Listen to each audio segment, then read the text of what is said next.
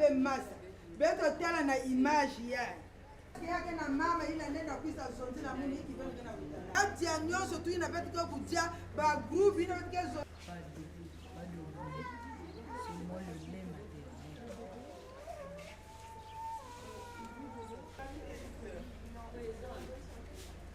Musita.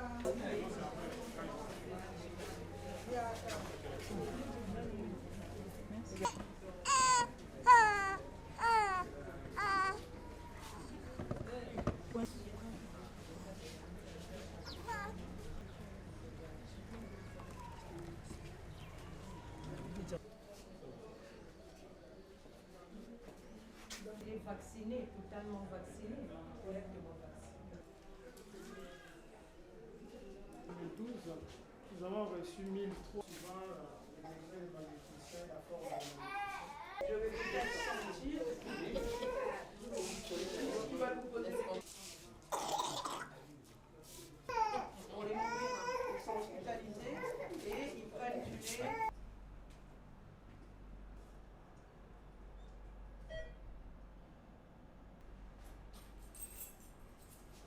La malnutrition chronique, c'est-à-dire que c'est cette forme qui touche les enfants qui ont une taille petite par rapport à leur âge et qui a des conséquences au long terme.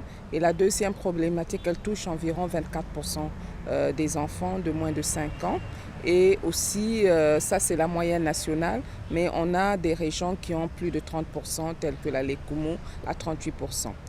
Après, on a le deuxième problème, c'est l'anémie chez les enfants et elle touche plus de 50% des enfants avec des conséquences que l'on connaît en termes d'attention au niveau de l'école quand ils sont un peu plus grands, fatigue, etc. Nous avons commencé d'abord au milieu. 1 an au-delà jusqu'à 2 ans, moi, il y a une côté dans plein béton. En bas, au milieu, oui, un avocat.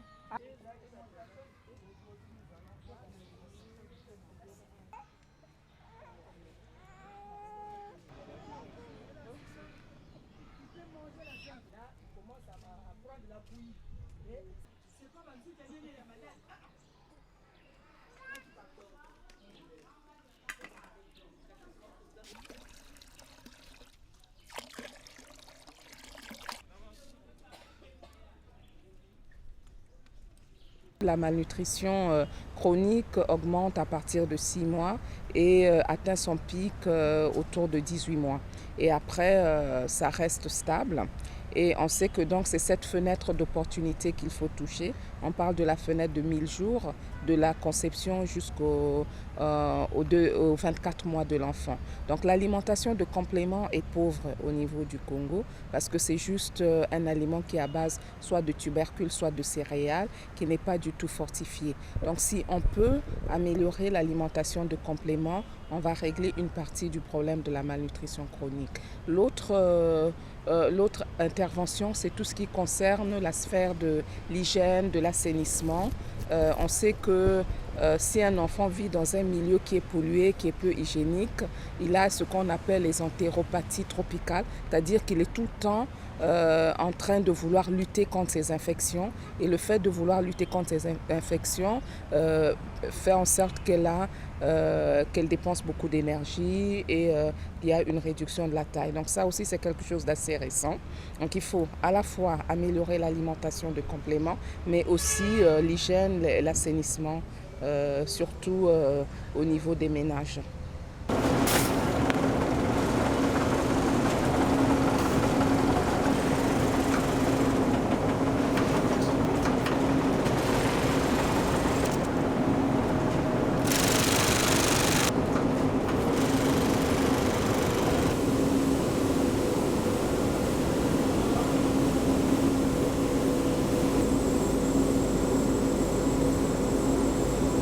La couverture du marché sera à ce moment-là de 100% du marché et les farines importées ne seront plus utiles.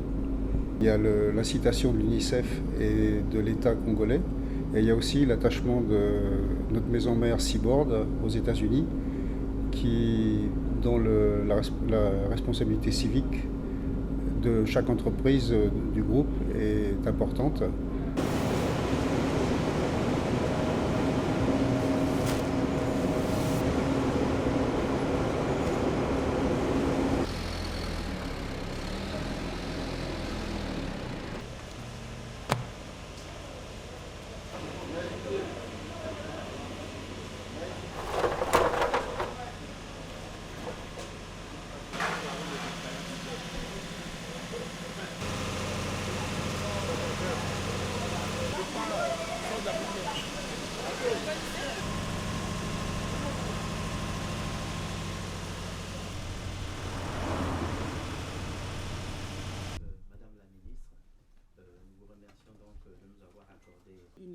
Sur laquelle nous serons d'accord, c'est l'exigence qui lui est faite de faire. Le travail a pris corps depuis 2008 où des décisions majeures ont été prises, notamment en termes de fortification de la farine en fer et une exigence de qualité sur le sel consommé sur le marché national.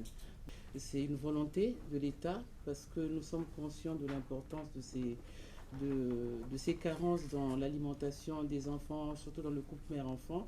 Et donc des grandes mesures avaient été mises en place, notamment l'exigence s'agissant de l'importation du sel, puis la composition la teneur en eau du sel importé au Congo. On a pris la décision de dire, bon, on va pallier certaines carences en renforçant en faire la qualité de notre farine. Comme on est sûr que tous les enfants, à un moment donné de la journée, consomment du pain, donc en fortifiant la farine, on a atteint les résultats dont nous nous félicitons aujourd'hui. Donc l'obligation est faite à Minoco, le producteur local, parce que nous avons une minoterie ici qui fait de la farine. Et donc ils ont obligation de fortifier la farine produite ici en fer. Bon, la production de Minoco ne couvre pas encore la totalité des besoins nationaux, donc nous en importons aussi. C'est au niveau des importations que nous avons parfois quelques difficultés. Donc, en fait, le processus ici d'importation est très simple. Quand vous importez, vous devez souscrire une demande d'importation. Et vous devez, pour cela, présenter la facture pro forma. À ce moment-là, nous, le commerce, nous savons qu'est-ce qui est importé. Et on n'accorde pas l'autorisation selon que le produit ne correspond pas à nos attentes. Voilà.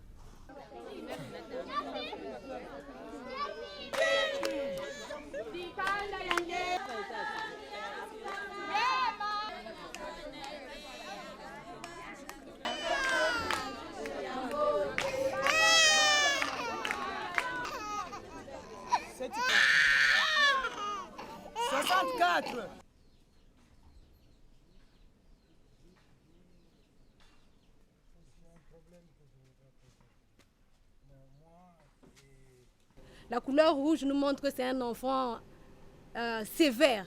Sa malnutrition est vraiment sévère. La couleur jaune nous montre que c'est un enfant à risque. Et la couleur bleue, c'est un enfant modéré qui n'est pas malade. Nous utilisons le bras gauche pour dépister la malnutrition de l'enfant.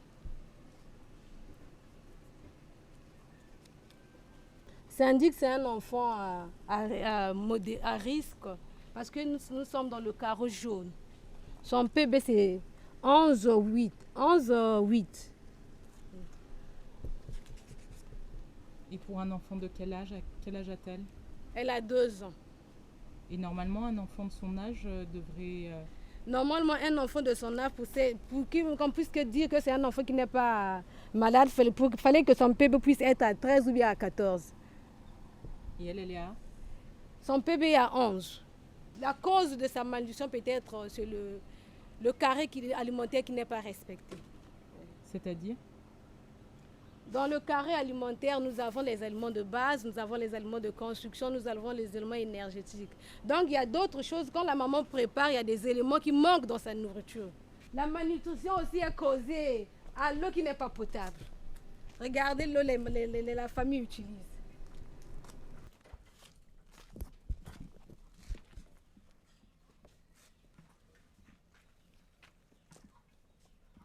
Ici aussi, nous pouvons dire que vraiment les règles d'hygiène ne sont pas respectées. Parce que le corde, ça tombe même à terre.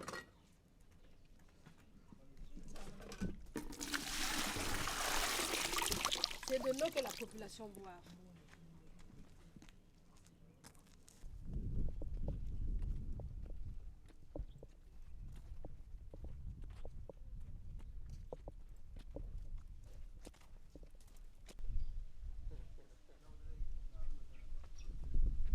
La maman peut s'installer là-bas et dire à son enfant, va seulement faire caca là-bas. La fille vient ici, fait des fêtes là, elle repart. Les mouches peuvent quitter ici, peuvent aller tomber même là, même dans l'eau, l'eau qui n'est pas couverte dans la maison. La mouche peut amener cette saleté dans l'eau qu'on a mis dans la maison et on buvait cette eau, ça peut rendre la famille malade. Quelles sont les conséquences concrètement? Les conséquences, c'est des maladies. Les conséquences, la diarrhée, après cette diarrhée, la malnutrition. Ça amène aussi la malnutrition. La déshydratation de l'enfant amène la malnutrition. Voilà. Doucement, doucement.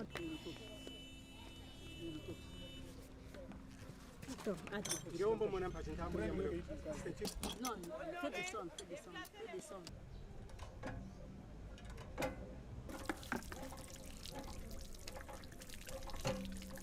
Ça va, non?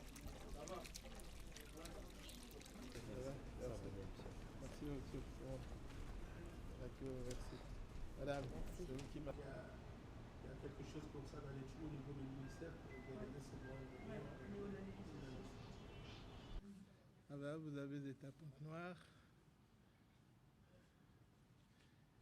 Ça vous change un peu le brazard. On va faire une brève présentation de son équipe et de l'activité. Le grand objectif, c'est de faire de telle sorte que 80% des aliments vecteurs soient disponibles sur le marché et que 80% des populations cibles consomment ces aliments.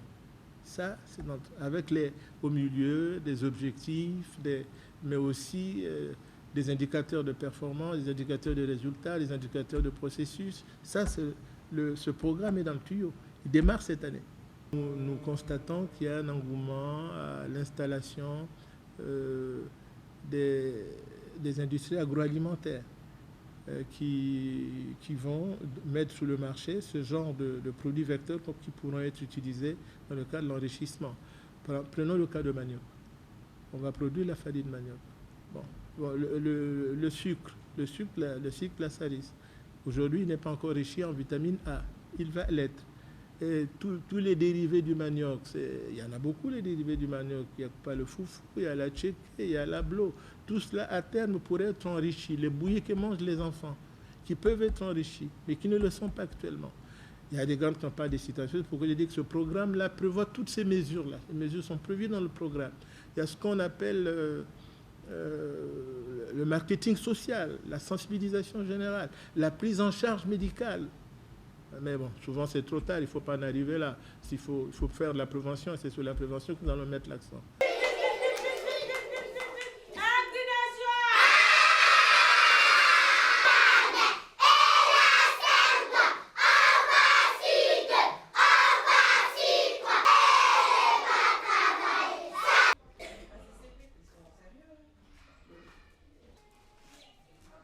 Oui, on commence par le premier mot.